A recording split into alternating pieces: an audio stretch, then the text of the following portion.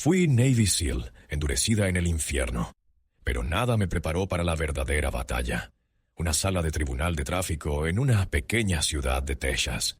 Mi nombre es Aisha. Tengo 32 años, mido 1,75 m y peso 70 kilos de músculo y disciplina.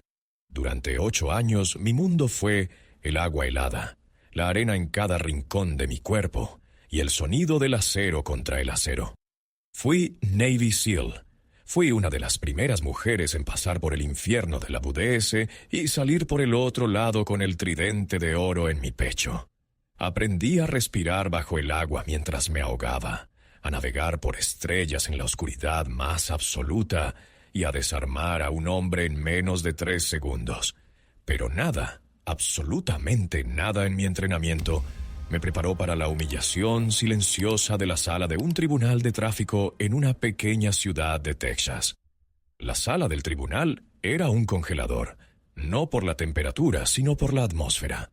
El aire era denso y cargado de un prejuicio tan palpable que casi podía saborearlo. Metálico y amargo como la sangre. Estaba allí por una multa de tráfico ridícula, un supuesto cambio de carril indebido. El oficial que me detuvo, un hombre corpulento de cara rojiza y bigote ralo llamado Miller, había convertido una simple parada en un interrogatorio hostil. ¿De dónde vienes tú? ¿Qué hace una como tú conduciendo un coche así? ¿Es tuyo este vehículo? Cada pregunta era una pequeña aguja diseñada para pinchar mi calma, para provocar una reacción que justificara su agresividad. Mantuve la compostura. Años de entrenamiento para controlar mi ritmo cardíaco bajo fuego enemigo me sirvieron para mantener una sonrisa educada mientras él escupía sus insinuaciones. Pero decidí luchar contra la multa. No por el dinero, sino por el principio. Ahora, el agente Miller estaba en el estrado, perjurando con una facilidad que helaba la sangre. La acusada se mostró hostil desde el primer momento, señoría. Su lenguaje corporal era agresivo. Temí por mi seguridad. Mentira tras mentira.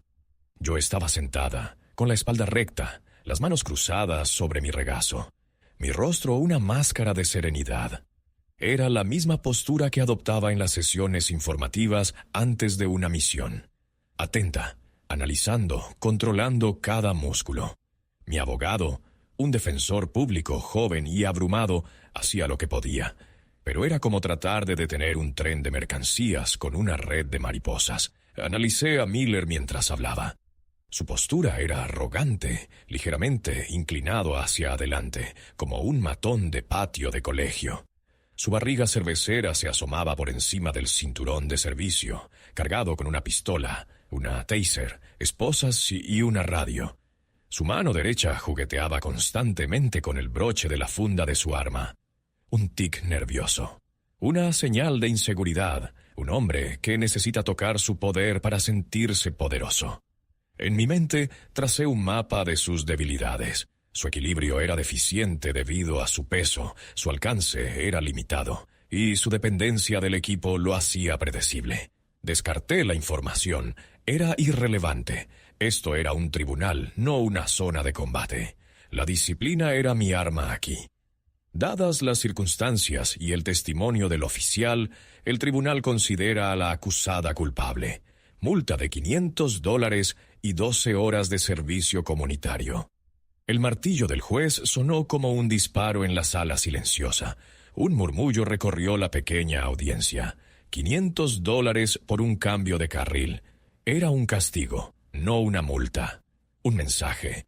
Me levanté lentamente, mis movimientos deliberados y controlados. No iba a darles la satisfacción de ver mi frustración. El defensor público me puso una mano en el hombro, murmurando disculpas. Asentí, mi mirada fija al frente. 2 alguaciles se acercaron para escoltarme fuera. Cuando pasé junto a Miller, que ahora estaba de pie junto a la mesa de la fiscalía, se inclinó ligeramente hacia mí. Su voz fue un susurro venenoso, inaudible para nadie más. «Aprende tu lugar, chica». El mundo se detuvo. «El frío es tu amigo». La frase de mis instructores de la BUD/S resonó en mi cabeza. El frío te mantiene alerta. El frío te recuerda que estás vivo. Pero lo que sentí en ese momento no fue frío. Fue fuego.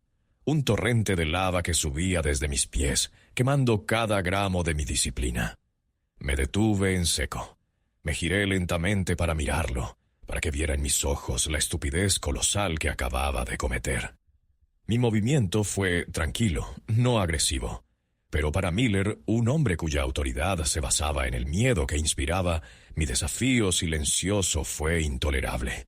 Su rostro se congestionó de ira. «Sigue caminando», ladró dando un paso hacia mí. Los alguaciles se tensaron. Y entonces lo hizo. Quizás pensó que estaba justificado. Quizás quería demostrar su dominio frente a sus colegas. O quizás simplemente no pudo soportar que una mujer negra no se encogiera ante él. Levantó su pesada bota de servicio y me lanzó una patada, no con la intención de herirme gravemente, sino de humillarme, de desequilibrarme. Apuntó a mi espinilla. El impacto fue un dolor sordo y agudo. El sonido del cuero contra el hueso resonó de forma antinatural en la sala del tribunal. Hubo un grito ahogado colectivo. Vi la sonrisa torcida y triunfante en el rostro de Miller. Había cruzado una línea. Había cometido un error táctico fatal. En ese instante, la sala del tribunal, el juez, la injusticia, todo se desvaneció. Todo lo que quedó fue el objetivo, la amenaza y el entrenamiento. Mi cuerpo reaccionó antes de que mi mente consciente pudiera procesarlo. El dolor era solo una señal. Y esa señal decía, neutralizar. El tiempo se ralentizó, como ocurre a veces justo antes del impacto. Vi la bota ascendiendo, el cuero gastado, los cordones sucios. Vi el desprecio en los ojos de Miller. En el microcosmos de ese segundo, mi cerebro procesó 1000 variables. Ángulo de ataque, 30 grados. Velocidad, media baja. Intención, dominación, no incapacitación. Error. Un error de principiante. Nunca subestimes a tu oponente. Mi cuerpo giró con el impacto, no en contra de él.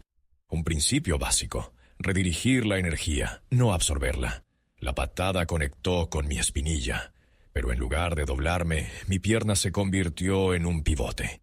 Mi mano izquierda, la que estaba más cerca de él, se disparó como una serpiente y se cerró como un torno alrededor de su tobillo extendido. Su sonrisa triunfante se congeló, convirtiéndose en una máscara de confusión. No esperaba resistencia, no esperaba física. Tiré de su pierna hacia arriba y hacia mí, rompiendo su ya precario centro de gravedad. Su corpulento cuerpo se tambaleó hacia adelante, directamente hacia mi espacio. Era como una torre de naipes esperando el soplido adecuado. Mientras caía, mi mano derecha se movió en un arco preciso. No apunté a su cara ni a su garganta. Eso habría sido una escalada innecesaria. Mi objetivo era la fuente de su poder, el fetiche con el que había estado jugueteando todo el tiempo, su arma. Mi mano se cerró sobre la suya, que instintivamente había ido a proteger su pistola. Mis dedos no buscaron los suyos, buscaron los puntos de presión, los nervios, los pequeños huesos de la muñeca. Un giro seco, aplicando una palanca brutal en su articulación. Un grito ahogado escapó de sus labios, un sonido agudo y patético. Su agarre se deshizo como si fuera de papel mojado. El arma de Miller se deslizó de su funda con una facilidad insultante. Estaba en mi mano. Todo el intercambio no duró más de 2 segundos. El pesado cuerpo de Miller se estrelló contra el suelo de linóleo con un ruido sordo y húmedo. El aire salió de sus pulmones en un gemido. Yo permanecí de pie, perfectamente equilibrada, sosteniendo su Glock 19. No la apunté a nadie. Mi dedo índice estaba recto, fuera del gatillo, una regla grabada a fuego en mi cerebro. Mi postura era defensiva, no ofensiva, pero en la histeria del momento nadie notó esos detalles. Solo vieron a una mujer negra con un arma en la mano y a un oficial de policía blanco en el suelo. El silencio que siguió fue más ruidoso que cualquier explosión que hubiera escuchado. Duró un latido, 2 a lo sumo. Luego, el caos. «¡Arma! ¡Tiene un arma!», gritó uno de los alguaciles, su voz quebrada por el pánico. El sonido metálico de 2 pistolas saliendo de sus fundas cortó el aire. El juez, un hombre de rostro pálido y cabello blanco, se había puesto de pie de un salto, derribando su silla. Su dedo tembloroso me apuntaba. «Suelte el arma ahora mismo». La gente en los bancos gritaba, agachándose, corriendo hacia la salida. Mi joven abogado me miraba con los ojos desorbitados, su rostro pálido como el de un fantasma. Mi mente, sin embargo, estaba en calma, fría, analítica. 2 tiradores, los alguaciles. Uno a mi derecha a 7 metros, el otro a mi izquierda a 6 metros. Malos ángulos de tiro. La multitud en pánico creaba un caos de objetivos. Miller, en el suelo, era un obstáculo. Podía neutralizar a ambos alguaciles antes de que pudieran efectuar un disparo preciso, pero las consecuencias serían catastróficas. El objetivo principal no era sobrevivir, era controlar la situación, desescalar. Ignorando los gritos y las armas que me apuntaban, realicé una acción que nadie en esa sala podría haber anticipado. Con un movimiento rápido y eficiente, mi pulgar presionó el retén del cargador. El cargador, pesado con sus 15 balas, cayó de la empuñadura y golpeó el suelo con un ruido seco. Inmediatamente después, tiré de la corredera hacia atrás, expulsando la bala que estaba en la recámara. La pequeña pieza de latón y plomo giró en el aire y aterrizó con un tintineo casi inaudible en medio del pandemonium. El arma en mi mano estaba ahora segura, vacía, inofensiva. Coloqué suavemente la pistola descargada en el suelo delante de mí. Luego coloqué el cargador a su lado. Con un movimiento lento y deliberado, empujé ambos objetos con el pie, deslizándolos por el suelo pulido hasta que se detuvieron a mitad de camino entre los alguaciles y yo. Solo entonces levanté la vista, encontrando la mirada aterrorizada del alguacil más cercano. Levanté mis manos vacías lentamente hasta la altura de mis hombros, con las palmas abiertas. Mi voz sonó clara y firme, cortando a través de los gritos y el pánico. No era una súplica, era una declaración. El sujeto me agredió. La amenaza ha sido neutralizada. El arma está asegurada. El alguacil vaciló, su pistola temblando en sus manos. Por un instante pareció que mi lógica, mi entrenamiento, podría prevalecer sobre el miedo. Pero entonces la voz del juez retumbó desde el estrado, llena de una furia helada y absoluta. «No escuchen una palabra. Es una criminal. Espósenla. Esposen a esa mujer ahora mismo». Las palabras del juez fueron la chispa que reavivó el fuego del pánico. Cualquier atisbo de razón que hubiera podido abrirse paso en la mente de los alguaciles se evaporó. La orden de una autoridad superior era todo lo que necesitaban para validar sus peores instintos. El mundo volvió a enfocarse en una narrativa simple y aterradora que entendían. Mujer negra, policía en el suelo, arma. El contexto, la agresión, mi desarme calculado. Nada de eso importaba ya. El alguacil de mi derecha, el más joven y nervioso, se abalanzó sobre mí. No se acercó con la precaución de un profesional que arresta a un sospechoso potencialmente peligroso. Se lanzó con la furia de alguien que busca someter, castigar. Agarró mi brazo derecho con una fuerza bruta, intentando retorcerlo detrás de mi espalda. Fue un movimiento torpe y predecible. Podría haberlo contrarrestado de 10 maneras diferentes sin sudar. Podría haberle roto la muñeca. Podría haber usado su propio impulso para lanzarlo contra la pared. Pero no lo hice. La misión había cambiado. Ahora el objetivo era la supervivencia dentro del sistema, y eso significaba sumisión. Relajé mi cuerpo, permitiéndole forzar mi brazo en una posición incómoda. El metal frío de las esposas mordió mi piel. Apretó el primer aro con una hazaña innecesaria, cortando la circulación en mi mano. El segundo alguacil, mayor y más corpulento, se unió a la refriega, agarrando mi otro brazo. Juntos me empujaron bruscamente contra la pared de madera del tribunal. El impacto me sacó el aire. Una mejilla se raspó contra la superficie barnizada. Sentí una rodilla presionando dolorosamente la parte posterior de mis muslos. «No te muevas», gruñó uno de ellos en mi oído, su aliento caliente y agrio. «No me estoy moviendo», respondí con calma, mi voz ahogada contra la pared. Mi ritmo cardíaco seguía siendo notablemente estable. Dolor, adrenalina, injusticia eran viejos conocidos. La clave era no dejar que nublaran mi juicio. Mientras tanto, Miller comenzaba a incorporarse, ayudado por un fiscal de aspecto asustado. Su rostro estaba morado de rabia y humillación. Jadeaba, no tanto por el dolor físico como por la herida infligida a su ego. Su mirada se encontró con la mía por encima del hombro del alguacil. En sus ojos no había reconocimiento de su error, solo un odio puro y concentrado. «Me atacó», gritó con voz estridente. «Intentó matarme, todos lo vieron». Una mentira tan descarada, tan monumental, que por un momento me dejó sin aliento. Miré a mi alrededor. La gente que había huido ahora se asomaba por las puertas, sus teléfonos en alto, grabando la escena. El juez estaba en su estrado, con el rostro como una piedra. Mi abogado público estaba encogido en un rincón, con la boca abierta, completamente inútil. Nadie iba a contradecir a Miller. Nadie se atrevería. En su mundo, la verdad era lo que ellos decían que era. Me levantaron bruscamente y me arrastraron hacia la puerta de salida. Cada paso era una lucha, no porque me resistiera, sino porque me manejaban como un saco de patatas.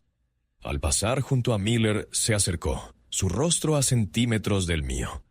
«Te voy a enterrar bajo la cárcel, perra», siseó, su aliento apestando a café y bilis. «Cuando acabe contigo, desearás no haber nacido». No respondí. No le di nada. Mi silencio era mi escudo. Mi calma, mi arma.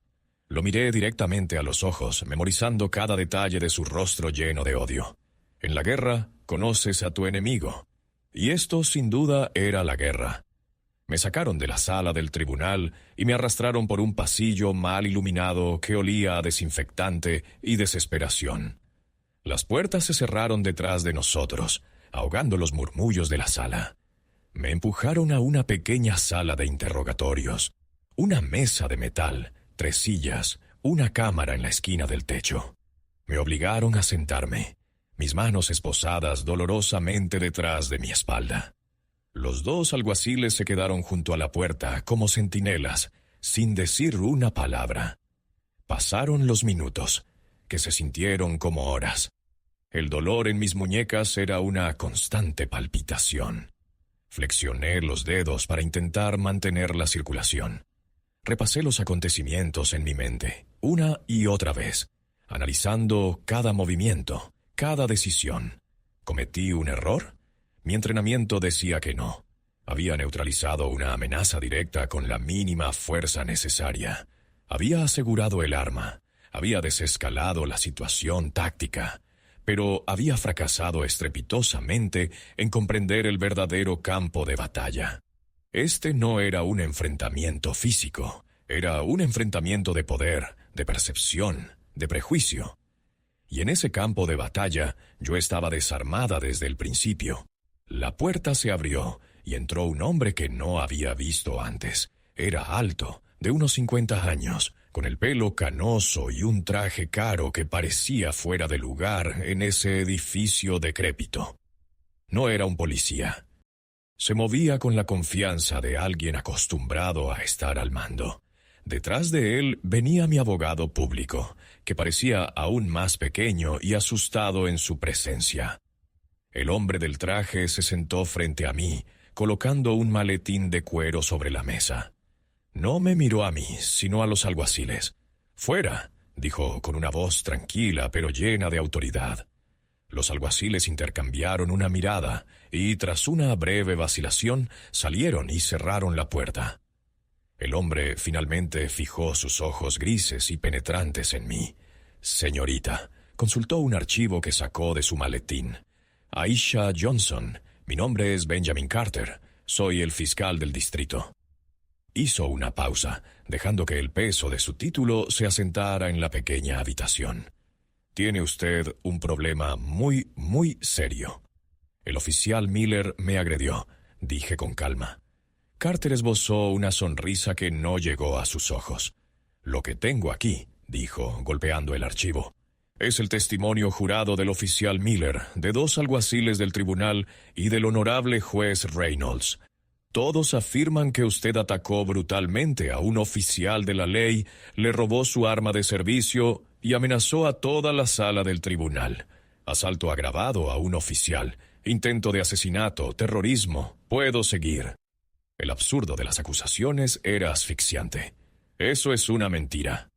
En este condado, la palabra de un juez y 3 oficiales de la ley es la verdad, replicó Carter con frialdad. Se inclinó hacia adelante, su voz bajando a un susurro conspirador. Sin embargo, estoy dispuesto a ofrecerle una salida, una oportunidad para que todo esto desaparezca. Lo miré, mi mente en alerta máxima. Esto era una trampa, una negociación. Tenemos un problema con las bandas en esta zona, una operación de tráfico de armas que nos está dando muchos dolores de cabeza, continuó. Sus registros militares son impresionantes. Navy SEAL. Es casi increíble. Levantó la vista del archivo. Sus habilidades podrían ser muy útiles. Ayúdenos. Vaya de incógnito. Consíganos la información que necesitamos, y todas estas acusaciones tan serias y potencialmente destructoras de su vida se desvanecerán como si nunca hubieran existido. Me quedé en silencio, procesando la oferta. Era un chantaje, puro y simple. Querían usarme. Querían tomar mis años de servicio, mi lealtad, mi código, y retorcerlo para sus propios fines. Sabían que mi palabra contra la de ellos no valía nada en un tribunal. Me estaban ofreciendo una jaula dorada en lugar de una de acero. Lentamente negué con la cabeza. No. La sonrisa de Carter se desvaneció, reemplazada por una máscara de fría irritación. Se levantó. Piénselo bien, señorita Johnson. La alternativa es pasar los próximos 30 años en una prisión estatal. Y créame, no es un lugar agradable para alguien como usted. Se dirigió a la puerta. Le daré una noche para que recapacite. Mañana por la mañana o se une a mi equipo, o la procesaré con todo el peso de la ley. Cuando la puerta se cerró, me dejó sola en el silencio. 30 años. La frase resonaba en mi cabeza. Mi vida, mis sacrificios, todo borrado por la mentira de un hombre lleno de odio. La rabia fría y controlada comenzó a hervir dentro de mí. No me iban a romper, no me iban a usar. Había otra opción, una que no me estaban ofreciendo. Comencé a trabajar en las esposas. El dolor en mis muñecas era una brújula. Me guiaba, enfocando mi mente. Las esposas eran un modelo estándar, de bisagra, de acero al carbono. Las conocía íntimamente.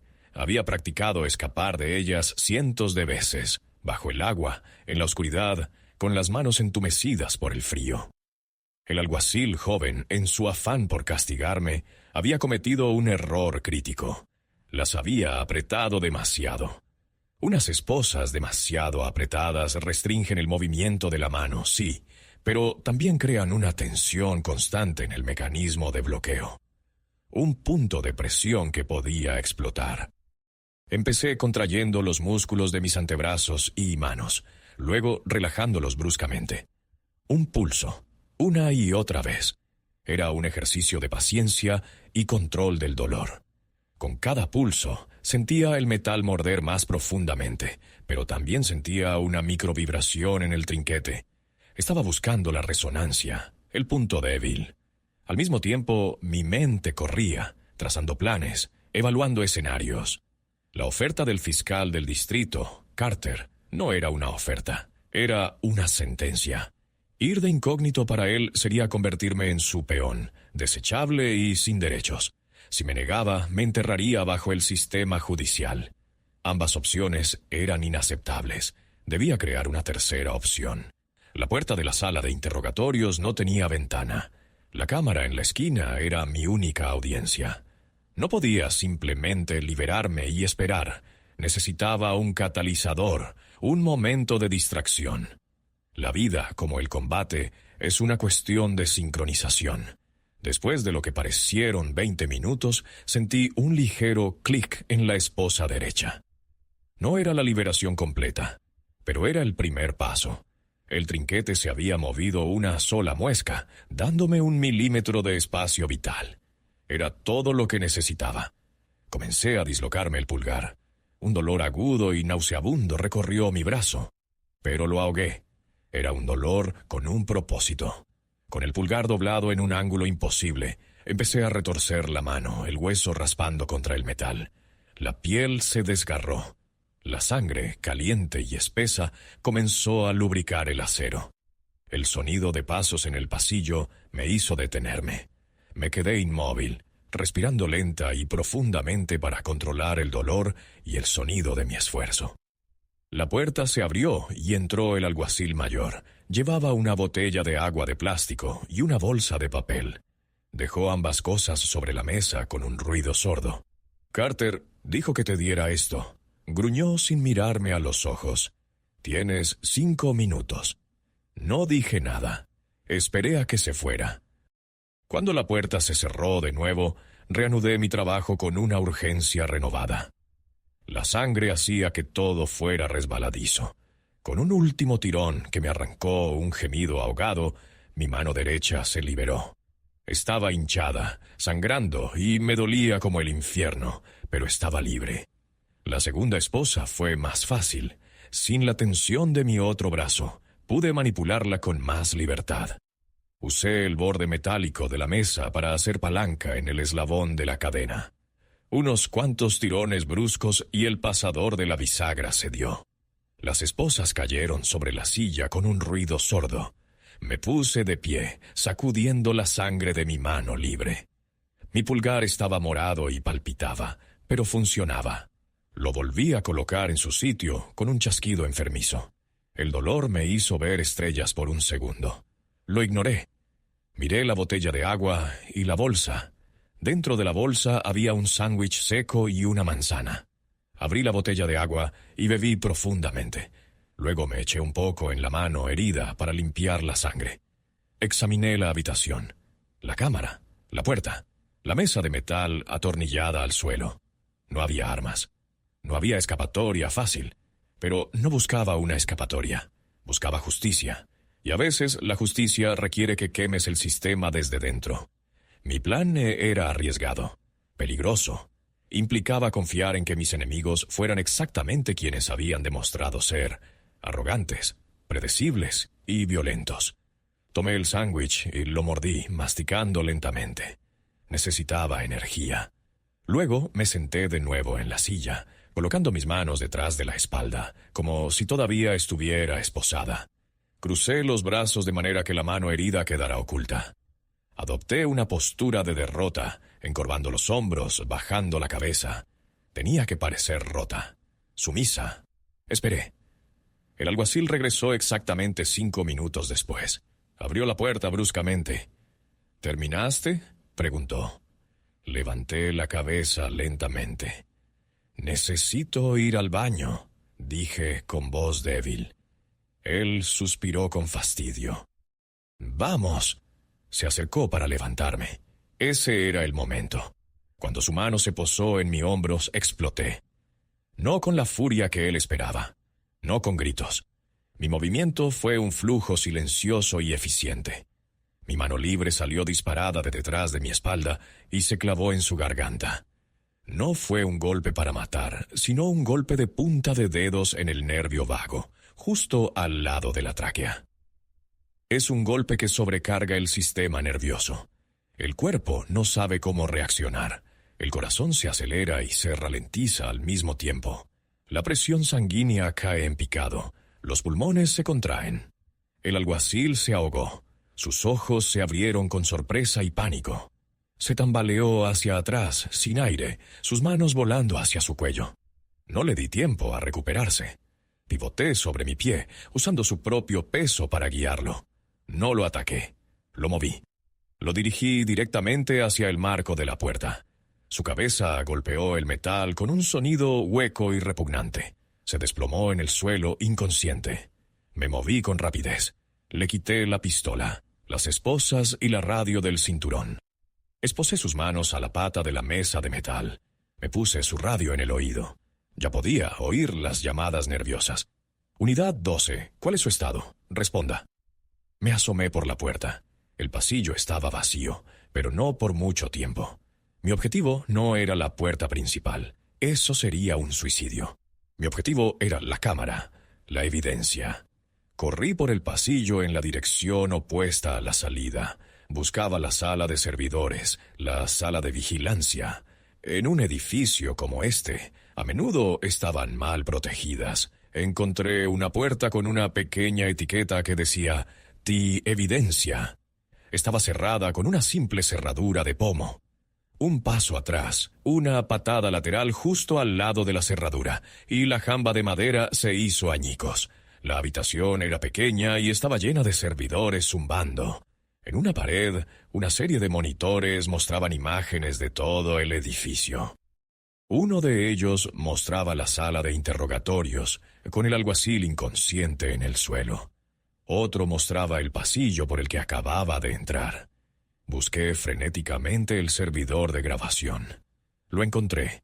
Una torre negra con una luz verde parpadeante. Sabía que no tenía tiempo para descargar nada, y borrarlo no era suficiente. Necesitaban saber que se había ido. Necesitaban saber que yo lo tenía.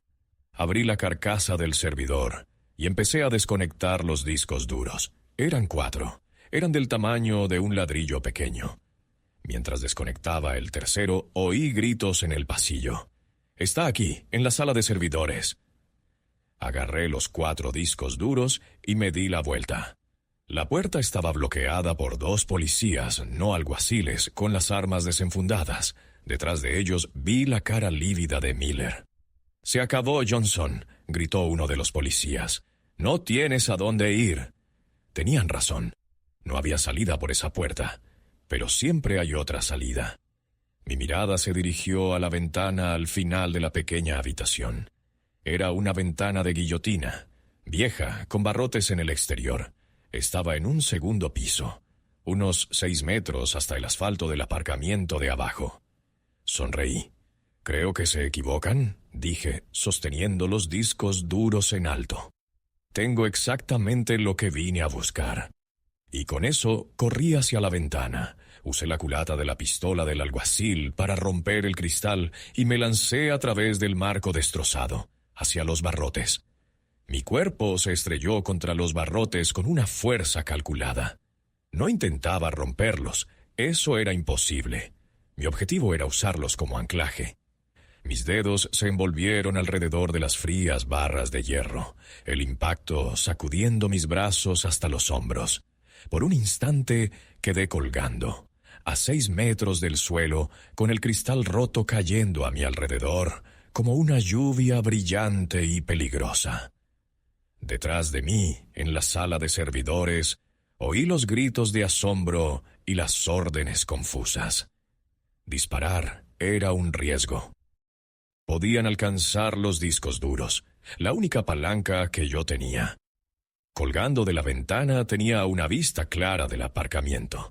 Estaba casi vacío, excepto por unos cuantos coches de policía y los vehículos privados de los empleados del juzgado. Mi mirada se fijó en uno en particular, una camioneta Ford F-150 de color rojo oxidado. La reconocí. Era la camioneta personal de Miller. La había visto en el aparcamiento cuando llegué esa mañana. La arrogancia tiene un patrón. Él se creería tan intocable que ni se molestaría en moverla.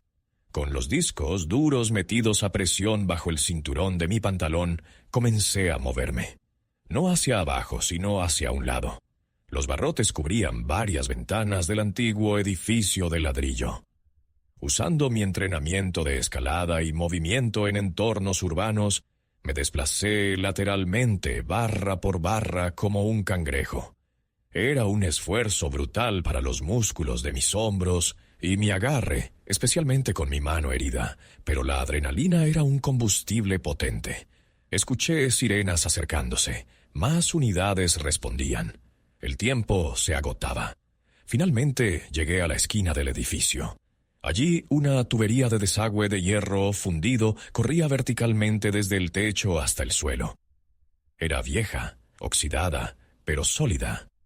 Cambié mi agarre de los barrotes a la tubería, mis botas encontrando apoyo en las abrazaderas que las sujetaban a la pared. Comencé a descender, controlando la fricción, moviéndome con la velocidad y el silencio de una sombra. Aterricé en el suelo con un impacto suave, flexionando las rodillas para absorber el golpe. Inmediatamente me agaché detrás de un contenedor de basura. Las luces de los coches de policía barrían el aparcamiento. Podía oír a los agentes gritando, estableciendo un perímetro. Pero estaban mirando hacia arriba, hacia la ventana rota. Esperaban que intentara correr, que huyera del pueblo. No entendían mi misión. Me moví de cobertura en cobertura, usando las sombras y los vehículos aparcados. Llegué a la camioneta de Miller. Como había sospechado, la puerta del conductor no estaba cerrada con llave. Un hombre como Miller no cree que nadie se atreva a tocar sus cosas en su propio territorio. Me deslicé dentro. El interior apestaba a tabaco rancio y ambientador de pino. Mantuve la cabeza baja, fuera de la vista. Bajo el parasol encontré lo que esperaba: una llave de repuesto. Otro signo de su arrogancia. Arranqué el motor. El rugido de la vieja F-150 fue como un disparo en la noche silenciosa. Inmediatamente, las luces de varios coches patrulla giraron y se enfocaron en mí. Gritos. Órdenes. Salga del vehículo con las manos en alto. Ignoré las órdenes. Puse la camioneta en marcha y pisé el acelerador a fondo. Pero no conduje hacia la salida. Conduje directamente hacia la entrada principal del juzgado. La camioneta saltó el bordillo, atravesó el pequeño césped y se estrelló contra las puertas de cristal con una explosión atronadora de metal y vidrio. El pánico estalló. Los policías que estaban fuera corrieron hacia el estruendo, abandonando sus posiciones para enfrentarse a la nueva y audaz amenaza. Esa era la distracción que necesitaba. En el momento en que sus espaldas se giraron, salté de la camioneta, que seguía avanzando lentamente hacia el interior del vestíbulo destrozado, y corrí en la dirección opuesta, hacia la calle. La oscuridad y el caos eran mi cobertura. Para cuando se dieron cuenta de la artimaña, yo ya había desaparecido en las calles secundarias del pueblo. No corrí lejos, solo lo suficiente para encontrar un lugar seguro donde hacer mi siguiente movimiento. Encontré un pequeño café abierto las 24 horas. Entré, pedí un café negro y me senté en un reservado al fondo. Usé su Wi-Fi público y mi teléfono. Saqué los discos duros. Había anticipado que estarían encriptados, pero los sistemas gubernamentales de pueblos pequeños a menudo usan protocolos obsoletos. Me tomó menos de una hora romper la encriptación básica. Y entonces lo encontré todo. No solo la grabación de mi interrogatorio y mi huida. Encontré meses, años de grabaciones. Encontré el video del oficial Miller agrediéndome en la sala del tribunal. Un ángulo claro de la cámara de seguridad de la sala. Encontré docenas de otros incidentes.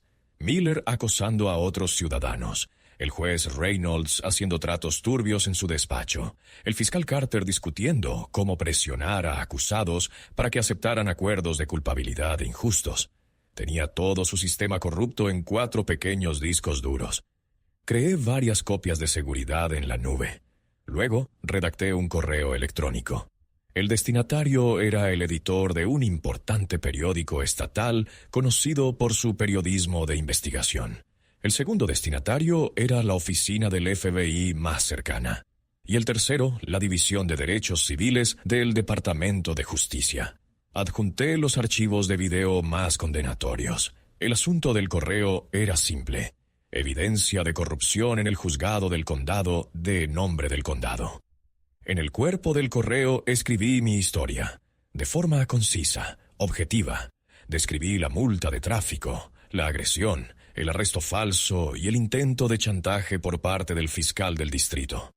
No busco clemencia, escribí al final. Busco justicia. La evidencia completa está segura y será entregada a las autoridades federales en persona. Espero una respuesta. Y le di a enviar. Luego me levanté. Dejé unos billetes en la mesa y salí del café. Caminé hasta la comisaría de policía local. Entré por la puerta principal con las manos en alto, pero no en señal de rendición. Era una declaración. El agente de recepción casi se cae de la silla. En segundos estuve rodeada. Pero esta vez algo era diferente. El pánico había sido reemplazado por la incertidumbre. Las noticias de mi correo electrónico debieron de empezar a circular como la pólvora. Me esposaron, pero esta vez el trato fue profesional. No hubo brutalidad, no hubo insultos. Me llevaron de vuelta a la misma sala de interrogatorios. Unas horas más tarde, la puerta se abrió. No era Carter, no era Miller. Eran dos personas con trajes oscuros y credenciales del FBI. «Señorita Johnson», dijo la agente, una mujer de rostro severo. «Hemos visto su correo electrónico y hemos visto los videos. Nos gustaría que nos contara todo desde el principio. El resto es historia, como dicen. Mi caso fue desestimado. Los discos duros proporcionaron la base para una investigación federal masiva. Miller fue despedido y acusado de agresión y perjurio. El juez Reynolds fue destituido y enfrentó cargos de corrupción. Y Benjamin Carter, el fiscal del distrito, fue el pez gordo. Su intento de chantaje fue la pieza clave que desmanteló toda su red. La historia de la SEAL que desarmó a un tribunal corrupto fue noticia nacional durante una semana. No volví a la Marina. Mi lucha ya no estaba en campos de batalla lejanos. Estaba aquí. Abrí una organización sin fines de lucro que ofrece asistencia legal y defensa a personas que han sido víctimas de la mala conducta policial y la corrupción judicial. Utilizo mi entrenamiento no para desarmar hombres, sino para desarmar sistemas injustos. A veces la batalla más importante no es la que se libra con armas, sino con la verdad. Y esa es una batalla que estoy decidida a ganar.